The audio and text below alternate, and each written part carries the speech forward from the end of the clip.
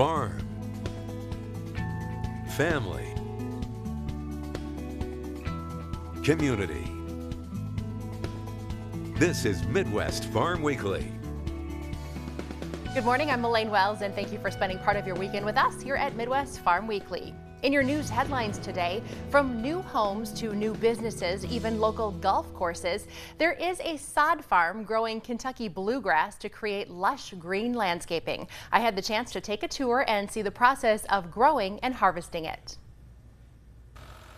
Dark green color is obviously a big selling point, but we don't mix in any perennial ryegrass or fescues or anything like you find in most lawn seed mixtures at the hardware store, so we like our bluegrass here. The Anderson family has been farming this land in Winnebago County since the 1870s. Yeah, the vegetable crops that they were trying to grow down in the marsh were kind of susceptible to frost, and my grandpa was looking for something that wasn't, so he just kind of had the idea that cool season turf grass would be the way to go, and he was right. So.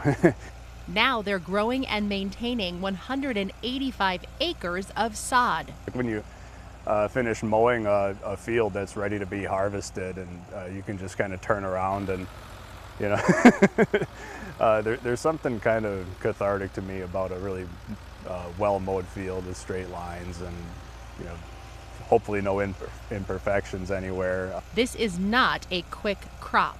It'll go through ideally a year and a half, so it's a 2-year crop.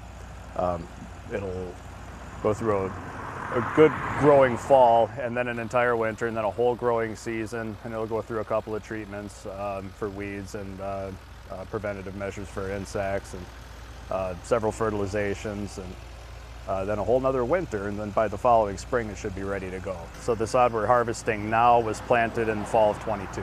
The end of August provides the ideal conditions to plant without worry the seedlings will be damaged by heat or frost.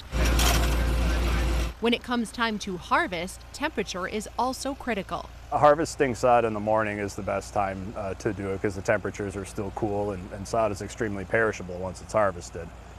It's giving off oxygen, and it can compost itself if it's left on the pallet for too long. Keep it as fresh as possible, and we cut only to order. We don't stockpile any of it. After 2 years of nurturing, the sod is cut, stacked, and ready for delivery in a matter of minutes. But then seeing it on the job site is really the best. You know, if it's somebody's brand new house, and you know, like the kids and the dog are going to be playing on that lawn for years to come, that's really what it's all about. You know, I just want people to enjoy it. Blake says fall is the best time to install sod. Cooler temps, slower growth mean less transplant shock compared to the summer. You can also use a little bit less water when establishing the sod. The Wisconsin State Fair is now underway in West Allis, just outside of Milwaukee. With dozens of stages of free entertainment, it's no wonder more than 1 million people attended last year. That puts Wisconsin in the top 10 fairs across the nation for visitors. I spoke with one of the event organizers about traditions and some fresh takes. One of the new foods is the cricket cookie sandwich. So some people are excited about that. There's also a drink that has crickets in it. But there's also, 100 new foods and beverages, which is pretty amazing. We have 10 new vendors. So some of those are from those new vendors, but our vendors are so creative. I don't even know where to start. There are a lot of pickles on the menu this year. Everyone's really into pickles, it seems. And I've been telling people, people always talk about food on a stick. We certainly still have lots of them, but I feel like that trend is a little bit over now. It's more about how crazy can we get and mix different flavors together, a lot of salty and sweet and spicy and all of that. The fair's been around for 173 years, and it's pretty amazing that some of these things are still going on. And even just riding down the giant slide and going through the barns is the big thing. I mean, that's what the fair was created for, was to showcase agriculture. So we love to remind people that even though you come for the food and the rides and the games and all of that, we love to have people at least take a little time going through the barns. If you can't catch a show, if you can, go to the Coliseum and actually catch a livestock show or a horse show. Of course, those are a blast too, but those really are the big traditions. The fair runs through August 11th. A reminder, admission and parking at the gate is credit card only. To make your entry quicker, consider buying your tickets ahead online. And a reminder that this year the Cream Puff celebrates 100 years. In addition to the original, there are featured flavors each day of the fair.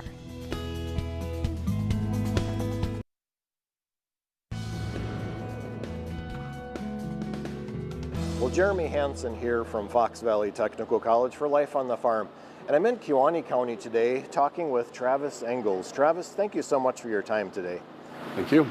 Travis, we're at a unique event today. Can you describe what we're doing?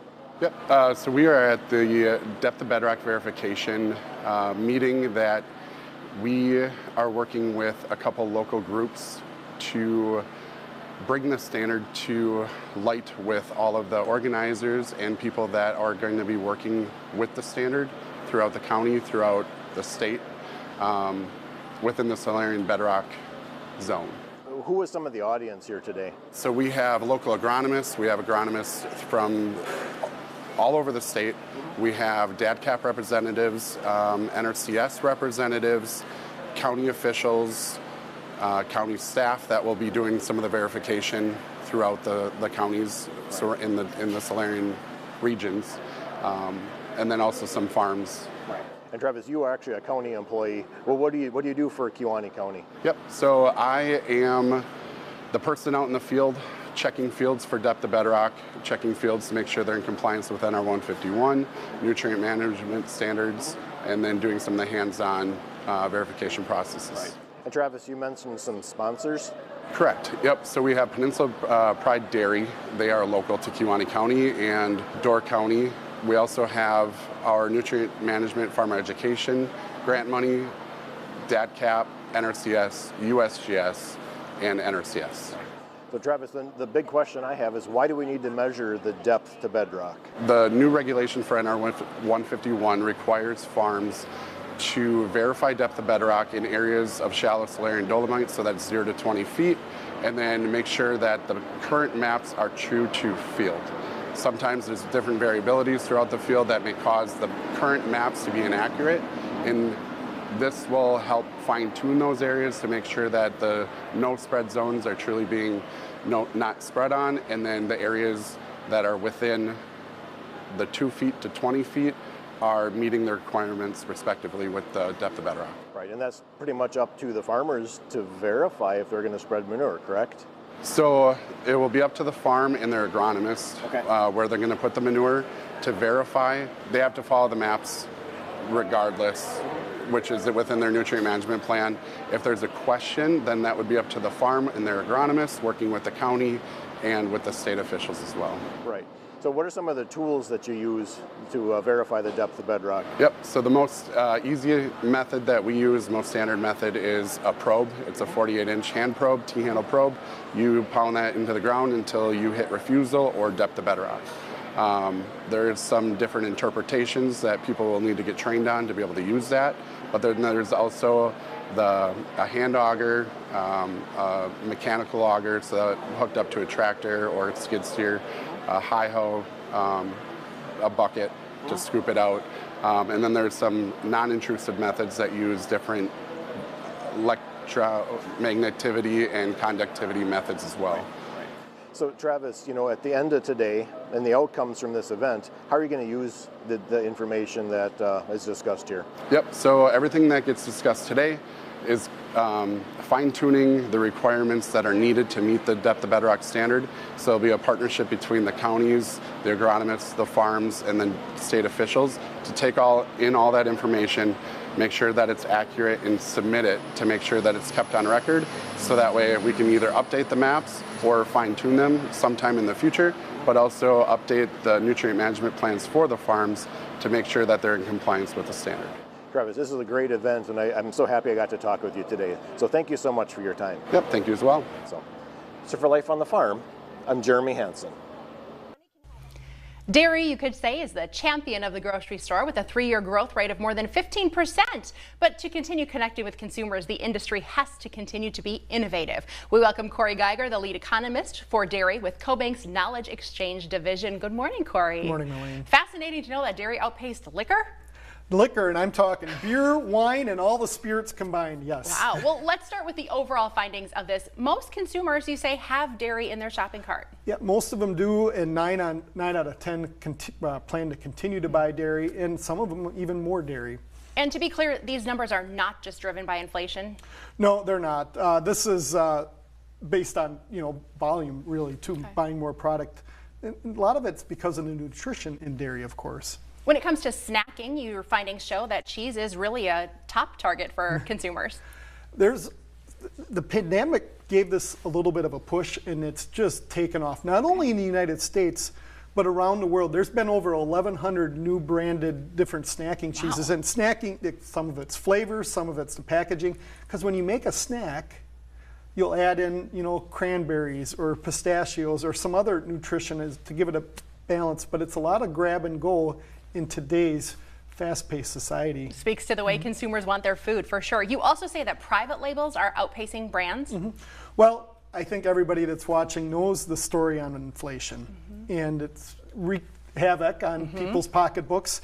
In middle America, income's 45, 55, 65,000. How do I stretch my dollar? And so sometimes private labels have lower price point than the name brands, and so people are evolving, and that's also happening in the U.S. It's happening in Europe too.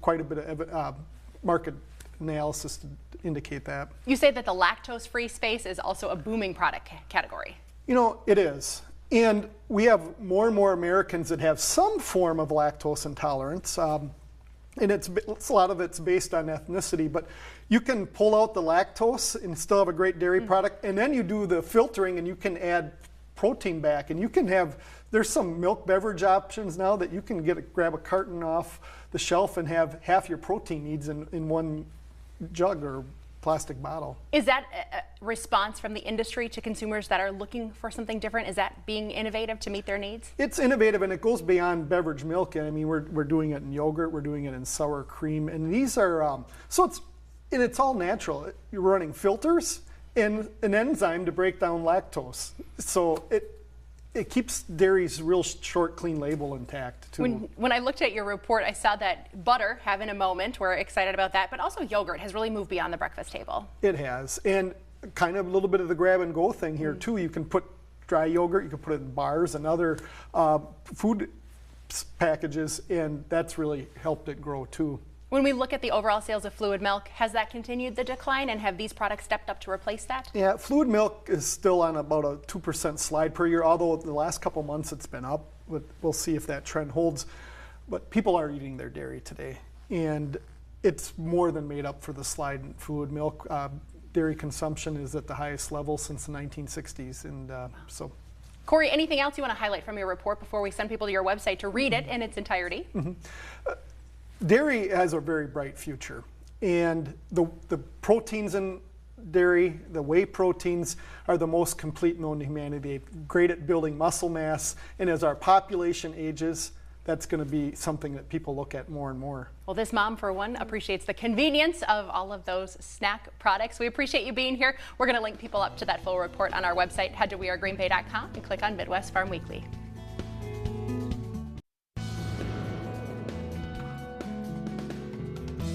The 2024 National Hereford Queen hails from Wisconsin. Algoma's Marie Pradal is here with details on this honor. Good morning to you. Good morning. Congratulations. Thank you. We'll talk a bit more about this position. Awesome. So yeah, I'm the 2024 National Hereford Queen. I grew up in Kewaunee County, Wisconsin, and I started raising Hereford cattle in 2015. I was elected this last October in 2023 to reign for the 2024 season as a National Hereford Queen. So basically what I do is I traveled the nation attending national shows, sales, events, representing the Hereford breed. Talk a little bit about this position as a whole. The white was something that I noticed in all of your pictures. Is that part of the duties? Yeah, so the girl in white represents the Hereford breed. It's a traditional thing, started in 1975. Overall, it's you're basically the face of the industry. So you're going around to events and talking to people like I am to you today about what it means to be a part of the industry and the impacts and benefits of it. Well, what does it mean to be a part of the industry for yourself? Yeah, so for me, it's a really big thing. I'm a first generation breeder, so I got started in the Hereford breed since I was in middle school. I started in 2015. So throughout high school, I told my dad one day, I said, hey, I just bought a Hereford cow. And now we're up to 15, 20 cows. So from there, it's been really a long journey for me, especially throughout my junior career. We went through and I showed at livestock shows, starting at the Kewaunee County Fair, going up to state fair, attending national shows, and even some jackpot shows that really helped drive my passion for the Hereford industry. So going on from that, I got involved within the Wisconsin Hereford Association, was a part of the junior board, and became part of their Wisconsin Hereford Royalty Program, where I was the queen in 2020 and then in 2023 as well. So the second reign, I went and I ran for the National Queen, and it really helped me find my true sense in the breed and what I really love, and driven my passion for it as well. Before you bought that first animal, did you have a background in agriculture? Yes, my mom and dad raised feedlot cattle since I was little. I started showing when I was 5 years old at the Kewaunee County Fair. Just had little kitty showmanship calves, and then I went right into the open show with showing Simmental Angus crosses that my mom and dad raised, and then I decided I want to be a little bit different. Being a redhead myself, I kind of drove myself to the red and whites a little bit more, so that's what encouraged me to go buy my first Hereford. So what is the rest of your reign look like, so to speak? Yeah, so the rest of my reign kind of looks like this. We just got done with Junior Nationals. I got back on Friday night, really late. We were in Grand Island, Nebraska for the biggest show of the year.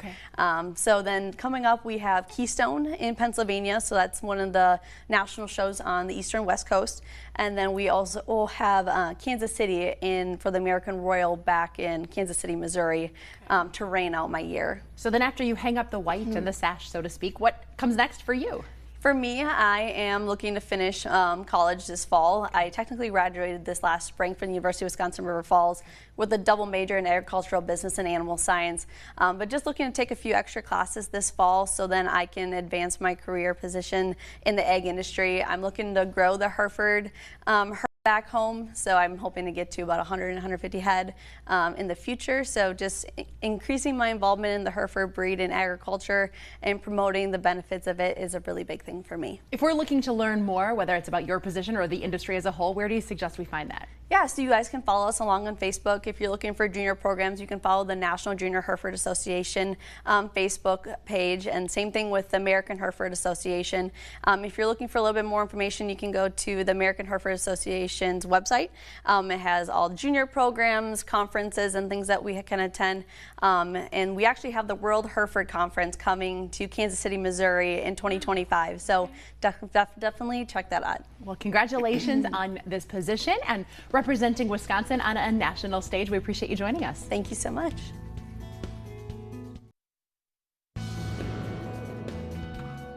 Good morning, I'm meteorologist Ryan Kudish. So we just finished up the month of July, and here are the stats for you. We totaled just under 4 inches of rain here in Green Bay. That's the 40th wettest July on record. Look at Madison, just shy of 8.5 inches of rain. That is the 3rd wettest on record. So we saw a good amount of rain. Now, it was a quite warm end to the July, and here are our average temperatures for the entire month, tied for the 39th warmest in Green Bay, tied for the 28th warmest in Marquette.